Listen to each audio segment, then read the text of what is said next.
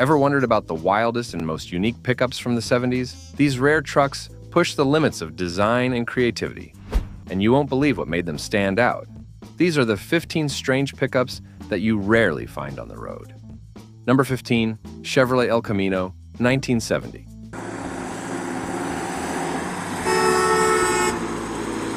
Let's go back to the year 1970. Picture this. Muscle cars were roaring down the streets. Bell-bottoms were swinging. And in the middle of all that coolness came something totally unexpected. A pickup truck that looked like a car but had the heart of a beast. We're talking about the 1970 Chevrolet El Camino. It was strange, wild, and surprisingly powerful. This half-car, half-truck creature rolled out in around 48,000 units that year. But very few people today know just how rare and weird some of them really were. Have a closer look. Unlike normal trucks, the El Camino had a long bed in the back, but up front, it had the comfort and power of a real muscle car. Some came with big V8 engines, like the huge 454 cubic inch LS5, and even rarer, the monster LS6 that could pump out 450 horsepower. Only about 100 to 150 of those were ever built with that big block engine. That's a seriously rare machine hiding in plain sight. Now, here's the weird part. The El Camino looked like a Chevelle, but it wasn't. It had a different frame underneath, stronger and boxed, like a convertible, not like your everyday car. It even had a secret storage spot behind the front seats called the smuggler's box, though it was hidden under the floor. Some owners added hinges to access it, turning a hidden panel into a sneaky trunk. Keep this rolling. Even the fenders and front bumper were different than the Chevelle, with round parking lights borrowed from the Monte Carlo. The rear had no anti-roll bar, but you could still cruise with style. The SS version brought even more party power, with cool racing stripes and a hood that could breathe through a cowl induction system. To sum it up, the Chevrolet El Camino from 1970 wasn't just a pickup, it was a surprise. A strange mix of truck and muscle car, built for hauling and burning rubber. Whether you were grabbing coffee or hauling engines, it made you smile. Rare, weird, and unforgettable. Number 14, Ford F-100 Ranger, 1970.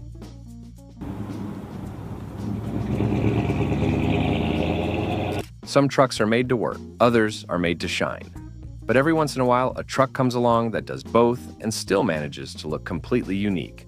The 1970 Ford F-100 Ranger XLT is that kind of truck. It may not look wild at first glance, but give it a second look. With 337,537 F-100s built that year, you might think they were all the same, not even close. Now here's where it gets strange.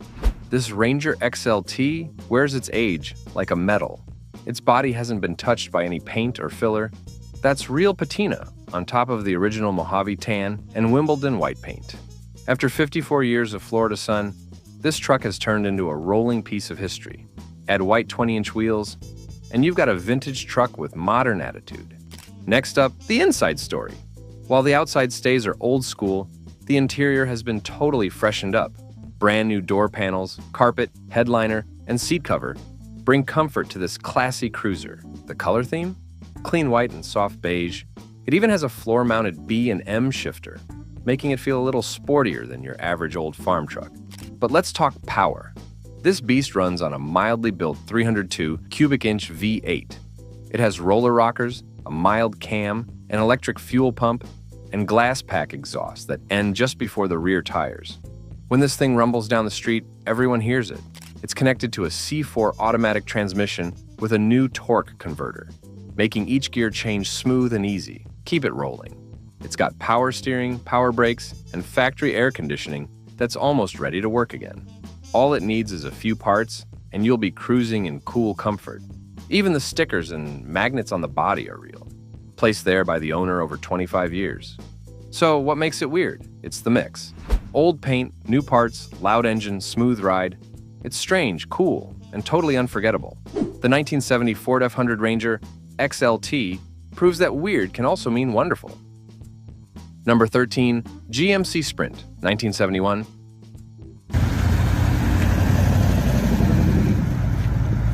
You've probably heard of the Chevrolet El Camino, that car truck mix that made people do a double take.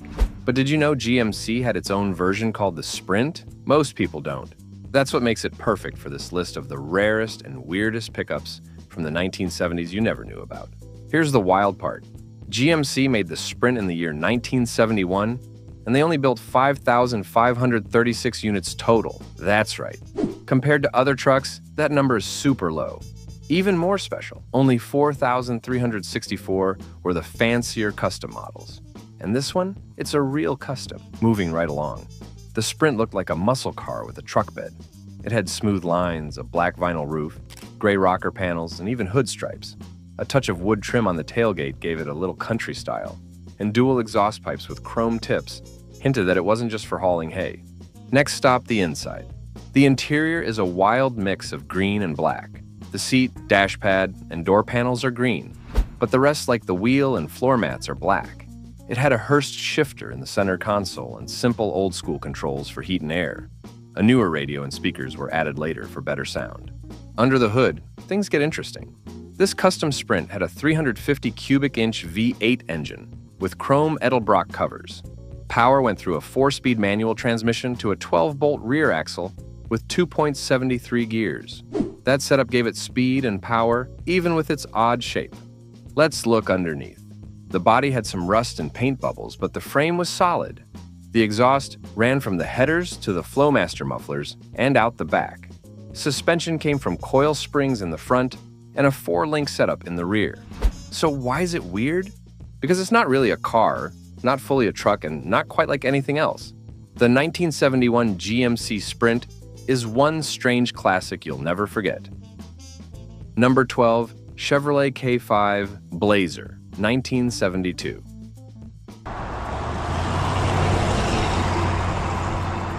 You probably know about the Ford Bronco or the Jeep CJ, but have you ever heard of the 1972 Chevrolet K5 Blazer being called a pickup truck? It might sound strange, but this weird and wonderful ride was part truck, part SUV, and all adventure. Back in the early 1970s, Chevrolet did something bold. They took a regular full-size truck, chopped it shorter, gave it a removable roof, and called it the K5 Blazer. It was like a truck wearing a beach hat, totally wild. Now, get to this next part. When you bought a K5 in 1972, it didn't even come with a passenger seat unless you paid extra. Want a roof? That also cost more. Everything was optional except the driver's seat.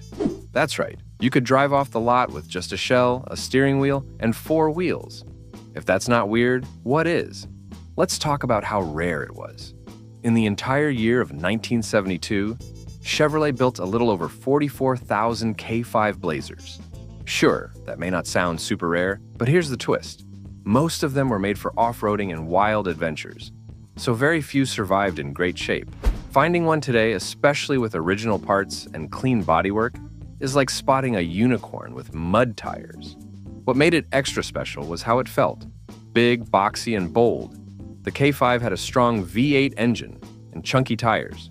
You could drive it through snow, sand, mud, or even down a mountain trail. It wasn't meant to be pretty, it was meant to get dirty. Some kids called it a lake truck because it always showed up at campsites packed with coolers, fishing rods, and wild stories. Even back then, car experts didn't fully understand it. It wasn't a regular truck or a full SUV, it was something in between. That weird mix is what made it amazing. The Blazer wasn't flashy, but it got the job done, and then some. So, next time you see a classic truck on the road or in an old photo, take a closer look. You might just spot a rare piece of pickup history. The 1972 Chevrolet K5 Blazer was one strange ride you'll never forget. Number 11, 1972 Chevy C10 Longhorn Pickup.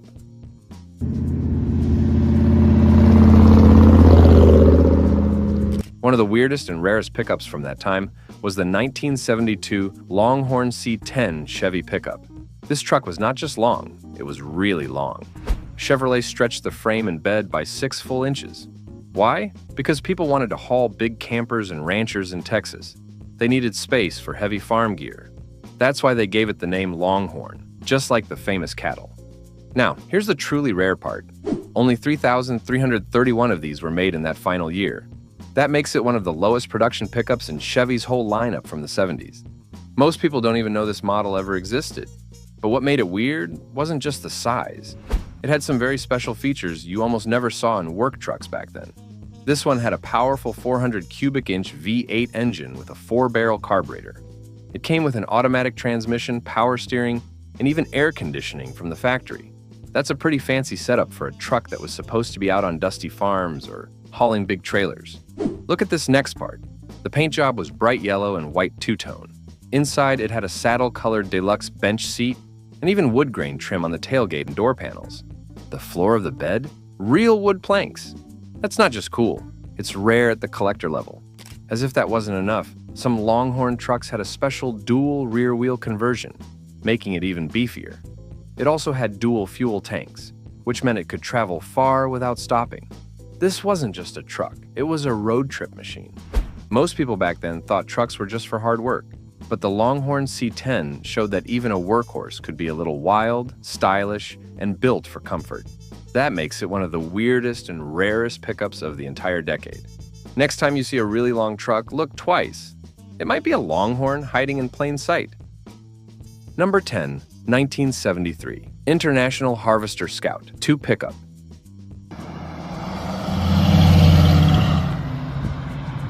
Here's one you probably never saw coming.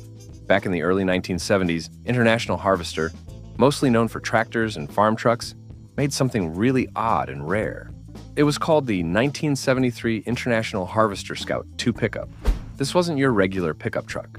It was called a cab top by International and looked like a mix between a small SUV and a mini work truck. Strange? Totally. Cool? Absolutely. Now, here's what made it even weirder. It had a 5-foot bed, not something big like most pickups, but just enough to haul some tools or gear. Even though it was a pickup, it was based on the same body as the Scout SUV. All International had to do was add a short top and a metal wall behind the seats. Boom, you had a tiny truck. Let's talk numbers now.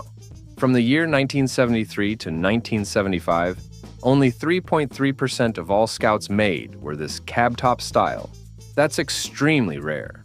Out of tens of thousands of Scouts, only a few hundred were made like this. Most people don't even know it existed. Now for the wild part. You could get it with a Jeep engine, a 6-cylinder made by AMC, or go big with International's own V8 engines like the V304 or the V345 with the dual exhaust option. The biggest one gave you up to 157 horsepower. For a small truck, that was a serious punch. It had optional 4-wheel drive, a Dana 44 rear axle, and even choices like limited slip, power brakes, and a single-speed transfer case. Want an 8,000-pound winch? That could be ordered straight from the factory. That's pretty heavy-duty stuff for such a small, funny-looking truck. Inside, the base version had black vinyl, but you could dress it up with bright trim, courtesy lights, and even red or sage-colored seats. Outside, options included chrome mirrors and shiny bumpers, but most of them were sold plain and simple, like farm tools. This truck was part pickup, part SUV, and 100% strange. That's why the Scout 2 pickup is one of the rarest and weirdest pickups you never knew about from the funky world of the 70s. Number 9, Ford Bronco pickup 1978 to 1979.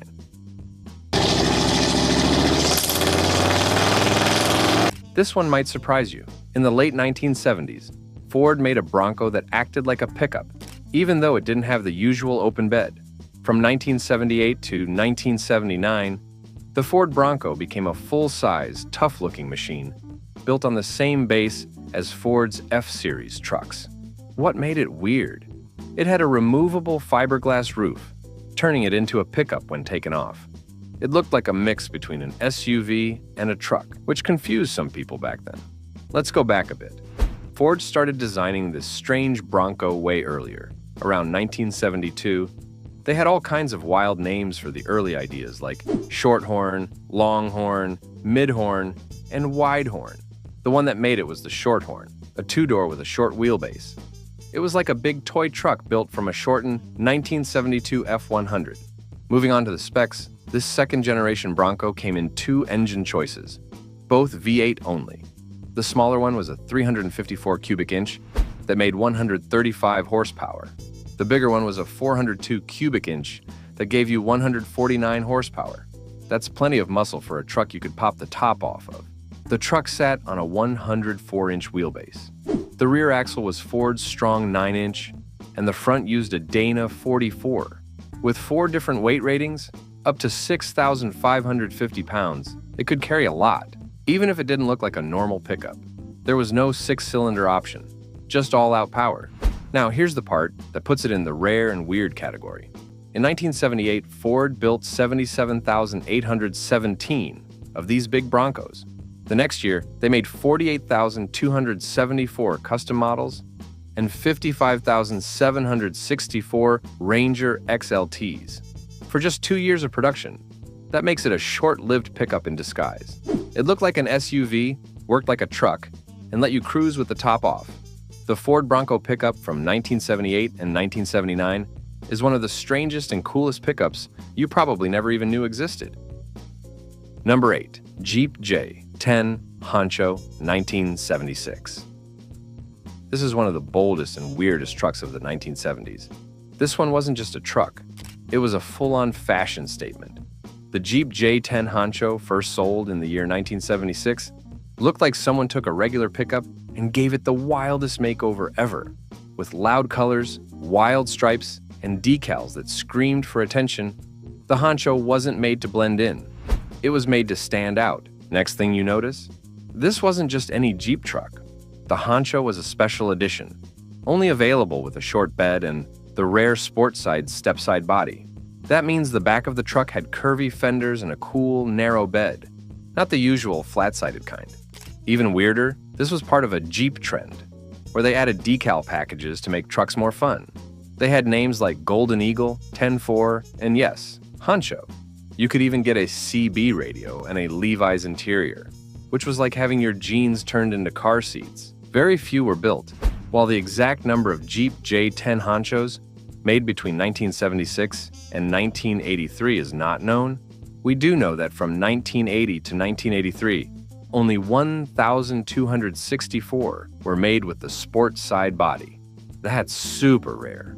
Most of those didn't survive the tough years of use and weather, so finding a clean Honcho today is like finding buried treasure.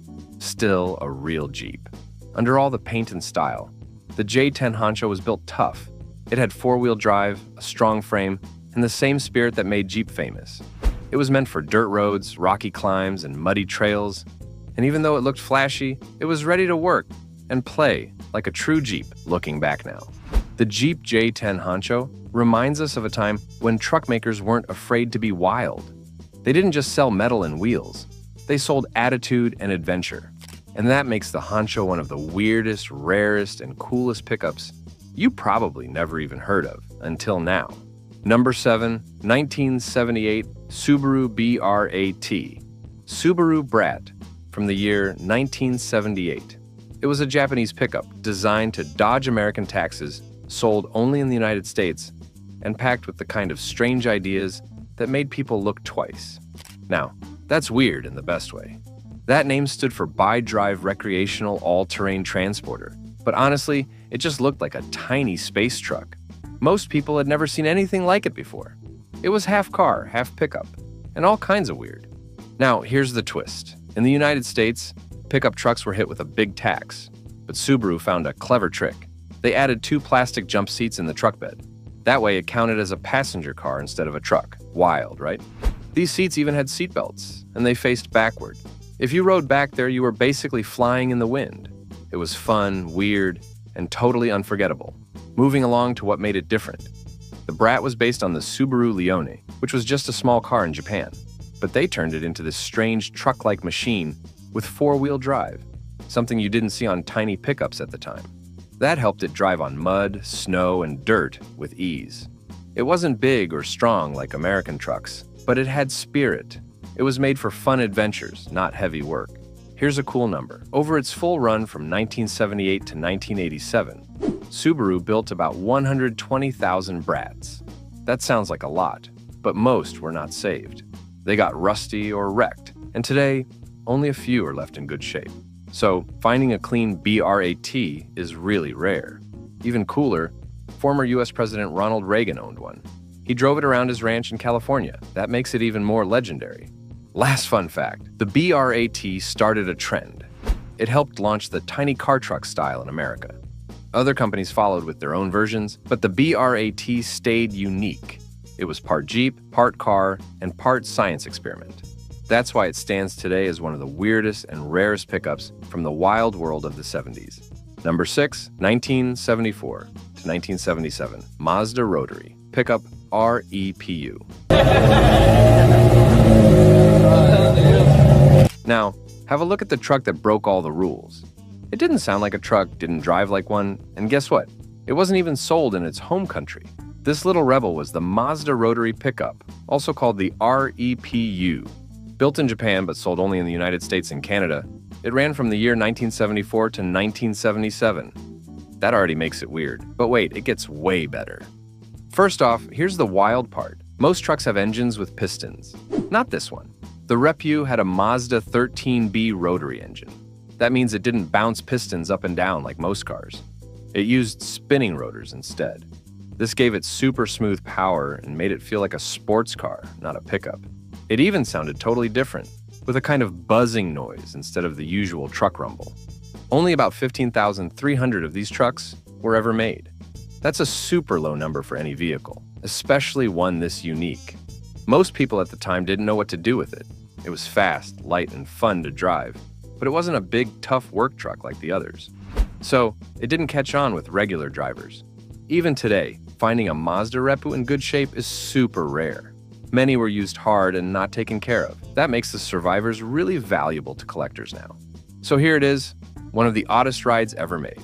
A small, loud, rotary-powered truck that was ahead of its time and misunderstood by many but totally unforgettable. The Mazda Rotary pickup was not just a truck, it was a strange little legend on 4 wheels. Number 5, 1976, International Harvester Scout II Terra.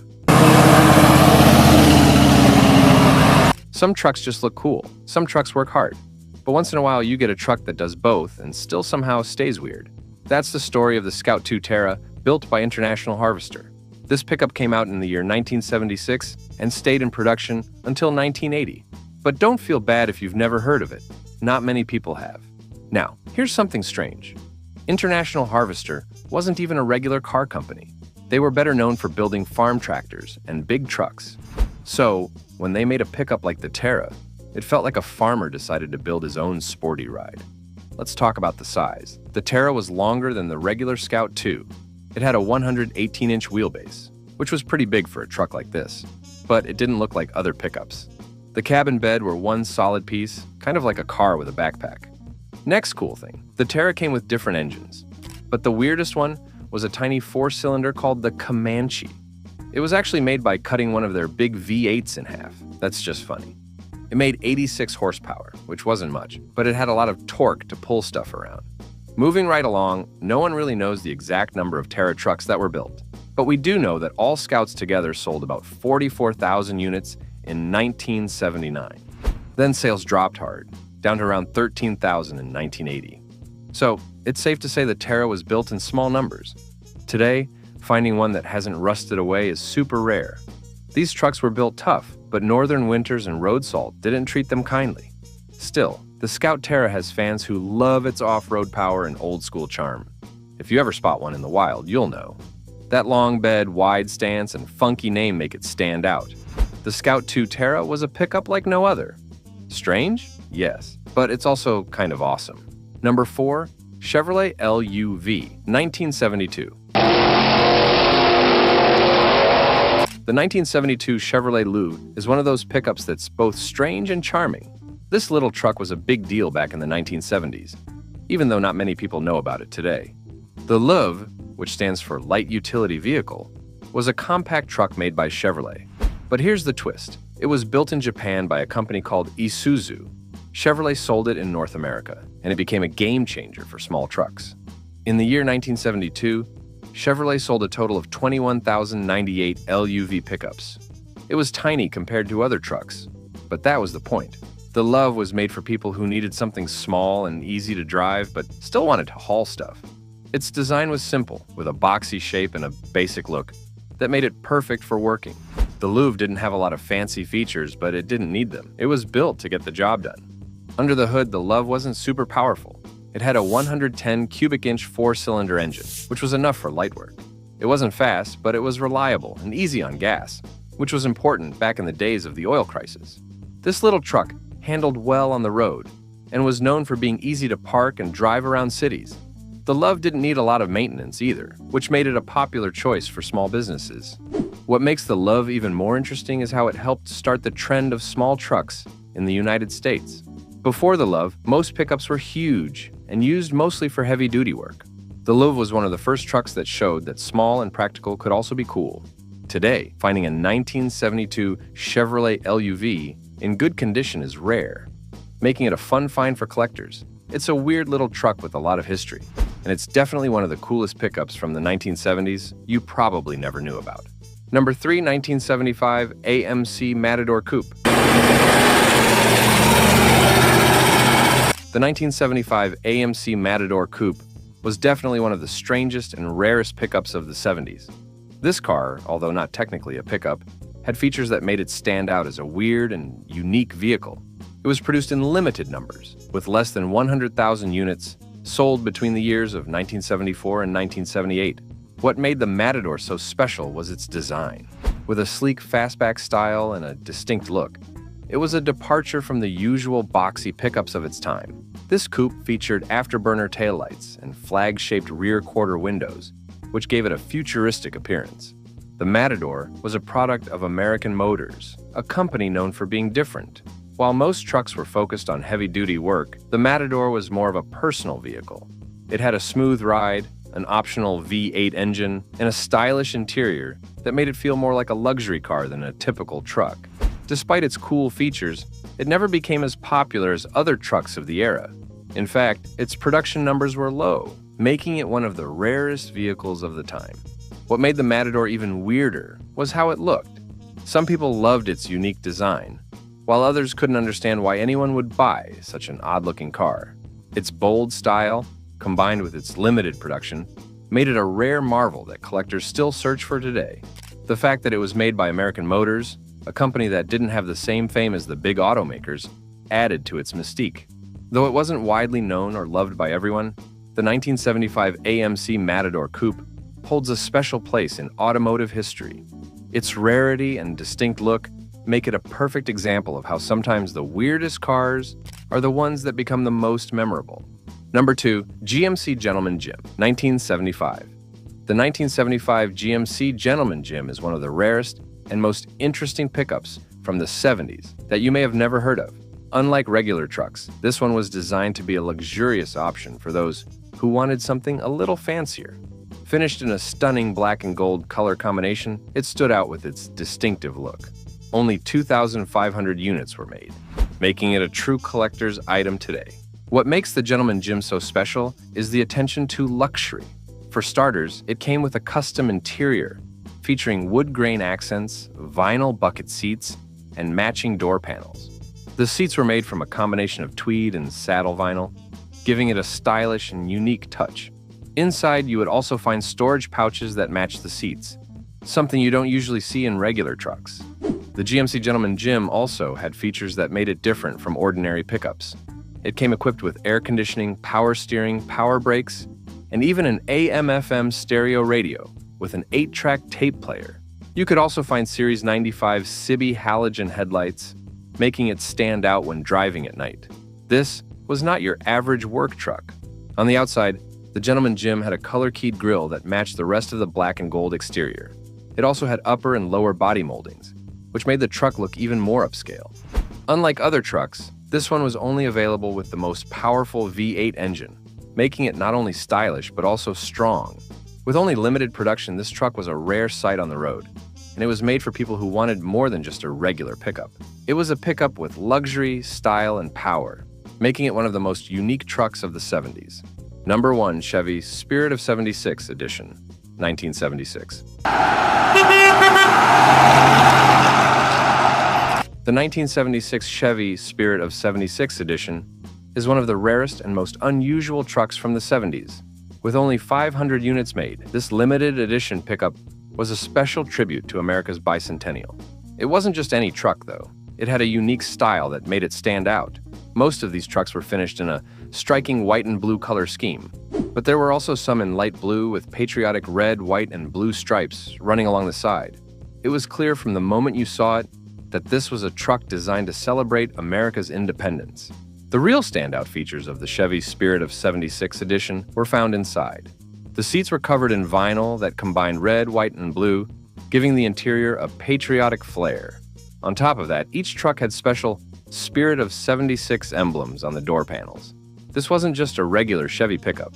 It was a true symbol of American pride. Inside, you could feel the spirit of the celebration, as the truck was designed to make a statement. Under the hood, the Chevy Spirit of '76 edition was no slouch. It came equipped with a 350 cubic inch V8 engine and could be paired with either a manual or automatic transmission. This truck wasn't just about looks. It had the power to back up its bold appearance. It was made for people who wanted a combination of style and performance. When it came to features, the Spirit of '76 edition had a few extra touches that made it special. It was available with both the Scottsdale and Bonanza packages, offering some extra luxury compared to the regular models. These packages included things like better upholstery, extra chrome accents, and other small but important details that gave the truck an upscale feel. The 1976 Chevy Spirit of '76 edition stands out as one of the weirdest and most unique pickups from the '70s.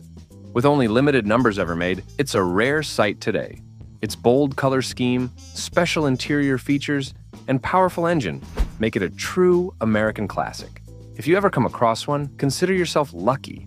It's a piece of history you won't find just anywhere. If you enjoyed watching these rare and weird 1970s pickups, don't forget to hit that like button and subscribe to the channel for more unique car stories. Have any of these trucks surprised you? Or do you know about another weirdest pickup from that era? Drop your thoughts in the comments below. We love hearing from you. I was just about to close my laptop. I really was. The screen was dimming, my hand was on the mouse, and I had already said goodnight to the room. But then I saw the title. 15 Rarest and Weirdest 1970s Pickups You Never Knew About. And I stopped. I stopped because I love the '70s. Not because I lived through them. I didn't. I was born later. But I love the style, the colors, the shapes, the way everything looked different. The way cars had character, the way trucks were trucks. Not the luxury vehicles they are today. Not the rolling living rooms with heated seats and backup cameras. Real trucks, honest trucks, trucks that were made to work, trucks that were made to get dirty, trucks that had dents and scratches and stories to tell. And the title said Rarest and Weirdest. That got my attention. Because everyone knows about the Ford F-Series. Everyone knows about the Chevy CK. Everyone knows about the Dodge D-Series. But the rare ones, the weird ones, the ones that nobody remembers, those are the ones I wanted to see. So I clicked. And now here I am, hours later, because this video just took me on a journey I didn't know I needed. A journey back to the '70s. Back to the days of shag carpet and lava lamps and trucks that tried to be different. Let me tell you about it. Let me walk you through it, every single minute of it. The video starts with footage of the '70s. Grainy, warm. The colors are brown and orange and avocado green. You see gas stations with old pumps. You see drive-ins with roller skates. You see people with big sideburns and wide collars. You see trucks, lots of trucks. Trucks with two-tone paint. Trucks with camper shells. Trucks with rust spots. Trucks that look like they've been worked hard and put away wet. And then the video cuts to a barn. An old barn. Wooden. Weathered. The kind of barn that has been standing for 100 years. The kind of barn that has secrets. A man walks into the frame. He's older. Gray beard, flannel shirt, boots. He has the look of someone who has spent his life working with his hands. He says, everyone thinks they know '70s pickups. They think of Ford and Chevy and Dodge, the big three, the ones you see at every car show, the ones that are restored and polished and trailered to events. But there were others, dozens of others, trucks that were built by companies you've never heard of, trucks that were imported from countries you'd never expect, trucks that were weird and wonderful and rare and forgotten. And I've spent the last 40 years finding them, saving them, bringing them back to life. And I'm going to show you the best ones, The rarest ones, the weirdest ones, the ones that nobody remembers. Until now. He walks deeper into the barn. The light is dim. Dust motes float in the air. And then you see them. Trucks. Rows of them. Covered in dust. Covered in cobwebs. Covered in the neglect of decades. But you can see the shapes. The lines. The personalities. Each one different. Each one strange. Each one waiting to be remembered. The video cuts to the first truck. It's small. Smaller than any pickup you've ever seen. It looks like a toy. A child's drawing of a truck come to life. The man says, "This is a Japanese truck, built by a company that most people have never heard of. It was designed for the Japanese market, where small trucks were popular. But a few were imported to the United States, a very few, and they are incredibly rare today. It has a tiny engine, a 4-cylinder, maybe 60 horsepower, but it's light, very light, so it moves, not fast, but it moves, and it's reliable. It will run forever. It's simple, no computers, no complicated electronics, just an engine, a transmission, and a bed that can carry a surprising amount of weight." This truck was never meant to be a showpiece. It was meant to work, to be useful, to be a tool. And it is. It's a beautiful tool, a honest tool, a tool that asks for nothing and gives everything. I looked at the truck on the screen. It was so small, so simple, so humble. And I thought about all the trucks today, the massive, expensive, luxurious trucks that cost more than my first house, trucks that have never seen a dirt road, trucks that have never carried a load, trucks that are used to commute to office jobs and pick up groceries. And here was this little truck, this forgotten truck, this truck that was built to work and nothing else. There's something beautiful about that, something honest, something real. The man says, the 70s were a weird time for pickups. The gas crisis hit in 1973. Prices skyrocketed. People stopped buying big V8s. They started looking for smaller, more efficient vehicles. And the American manufacturers weren't ready. They didn't have small trucks. They didn't know how to build them. So they turned to other countries. They imported small trucks from Japan and Europe and put their own badges on them. And that's how we got some of the weirdest trucks ever sold in America. Trucks with names you've never heard of. Trucks from companies that no longer exist. Trucks that were only sold for a year or two before disappearing forever. And I love them. I love them because they're underdogs, because they're forgotten, because they tried to be different. The video cuts to the second truck. It's a coupe utility. That's the best way to describe it. A car in the front, a truck bed in the back. Like an El Camino, but stranger. The man says, "This is an Australian truck. Built in Australia. Designed for the Australian market, where they love their utes. Utility vehicles, car-based pickups. And a few of them were imported to the United States in the 70s. Very few. They were weird. They were unusual. They didn't fit any category. They weren't cars. They weren't trucks. They were something in between. And they sold poorly. But the people who bought them, they loved them. Because they drove like cars, handled like cars, rode like cars. But they could carry a load. They could haul a trailer. They could do truck things when they needed to. They were the best of both worlds. And now they're incredibly rare. Collectors fight over them. They pay fortunes for them. Because they're weird. Because they're different. Because they're Australian. I've thought about that. About the best of both worlds. About a vehicle that could be fun to drive and useful at the same time. That's a rare combination. That's a difficult balance. And the Australians figured it out. They built these utes for decades. They made them part of their culture. And America barely noticed. America bought a few, and then forgot. Until now. The man says the weirdest trucks often come from other countries. Because other countries have different needs, different roads, different fuels, different regulations. And they built trucks that made sense for them, not for us. And when those trucks were imported to America, they seemed strange, out of place, wrong. But that's what makes them interesting. That's what makes them valuable. They remind us that there's more than one way to build a truck. There's more than one way to do things. There's more than one way to be useful. The video cuts to the third truck. It's a van-based pickup. A van with the back cut off and a bed welded on. It looks awkward, unbalanced, like something a backyard mechanic would build in their spare time. The man says, "This is a factory-built truck. Believe it or not, a major manufacturer built this. They took their van platform, chopped the back off, and added a pickup bed. And the result was weird. It drove like a van, it handled like a van, it rode like a van, but it had a bed, so it could carry things. It was practical, sort of, but it was also strange. The cab was too far forward, the bed was too small, the proportions were all wrong, and it didn't sell well. Nobody wanted it. But today it's a collector's item, because it's rare, because it's weird, because it's a reminder that manufacturers are willing to try anything once." I laughed, because I've seen those van pickups. I remember thinking they looked like someone had made a mistake. Like someone had designed them after lunch and before coffee. Like they were an experiment that should have stayed in the lab. But now, decades later, I look at them differently. I see the bravery, the willingness to try something new, the willingness to fail.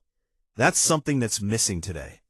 Today, everything is focus grouped and market researched and sanitized.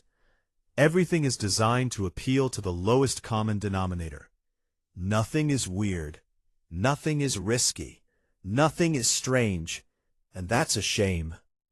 The man says the 70s were a time of experimentation. Manufacturers were trying to figure out what people wanted. Gas prices were changing. Regulations were changing. The market was changing. And they threw everything at the wall to see what would stick. Most of it didn't. Most of it failed. Most of it was forgotten. But the things that stuck, the things that worked, they became classics. They became icons. They became the trucks we remember. And the ones that failed, the weird ones, the rare ones, they became the trucks that collectors hunt for. The ones that nobody knew about. Until now. The video cuts to the fourth truck. It's a crew cab, but not like the crew cabs of today. This one has 4 doors, but the back doors are tiny. Suicide doors. They open backwards. The man says this is one of the first crew cab pickups ever sold in America. Before crew cabs were common, before everyone wanted 4 doors, this truck had them. But the back seat was tiny, almost unusable. You could fit children back there, or groceries, or tools, but not adults, not comfortably. And the doors, they opened backwards. Suicide doors, because that was the style, that was the trend, and it was weird, but it was also cool, because it was different, because it was unusual, because it was a glimpse of the future. A future where crew cabs would become the norm, where everyone would want 4 doors, where pickups would become family vehicles.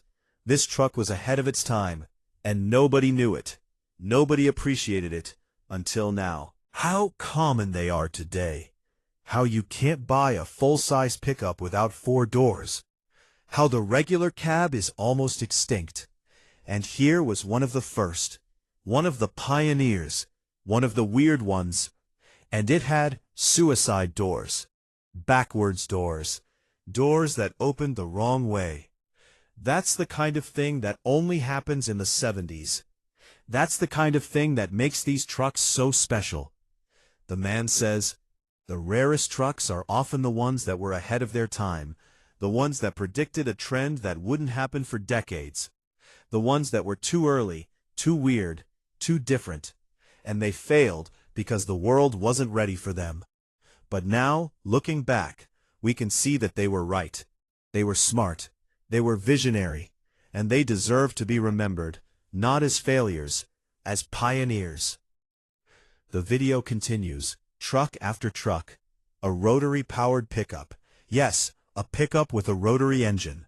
The same engine that Mazda put in their sports cars. In a truck. A tiny, weird, screaming truck. A diesel pickup from a company that no longer exists. A pickup with a plastic bed that wouldn't rust. A pickup with a removable roof. A pickup with a third door.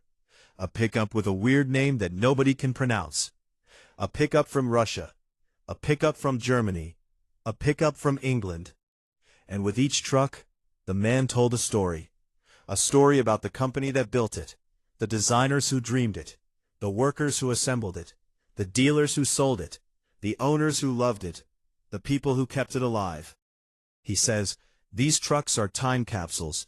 They're windows into a different era, an era when anything seemed possible, when manufacturers were willing to take risks, when the future was uncertain and exciting and full of possibilities. And I love them. I love them because they're weird, because they're rare, because they're forgotten, because every time I find one, every time I save one, I'm saving a piece of history, a piece of the 70s, a piece of a world that no longer exists. He pauses. He looks at the camera. His eyes are wet. He doesn't wipe them. He says, the next time you see an old pickup from the 70s, something that looks different, something that looks weird, something that you don't recognize, don't walk past it. Don't ignore it. Stop. Look closer. Read the badge. Look at the shape. Listen to the engine.